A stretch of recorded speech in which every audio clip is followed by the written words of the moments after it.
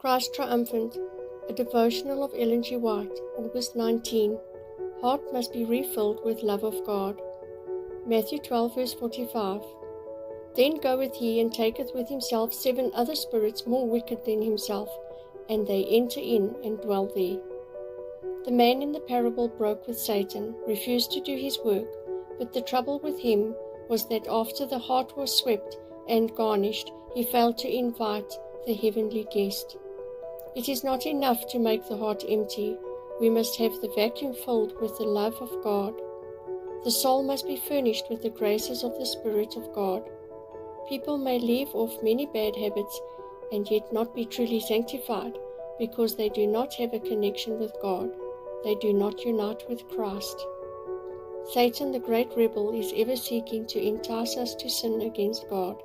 He will introduce false imaginings, arming the understanding against the revealed will of God, and the lower passions against purity and self-denial, the will against God's will, setting up a wisdom from beneath to conflict with the wisdom from above. Shall God's will be put in the background and our will be held as supreme? Can this be the controlling power in God's great contest for the recovery of His own? I have been warned that henceforth we shall have a constant contest. Science, so-called, and religion will be placed in opposition to each other, because finite beings do not comprehend the power and greatness of God. These words of Holy Writ were presented to me. Of your own selves shall man arise, speaking perverse things to draw away disciples after them.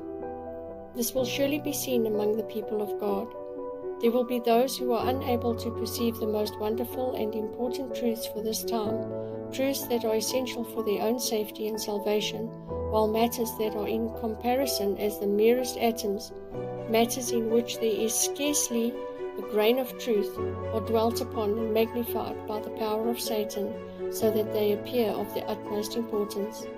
As the lovers of the world make religion subservient to the world, God requires His worshippers to subordinate the world to religion. Manuscript 16, 1890.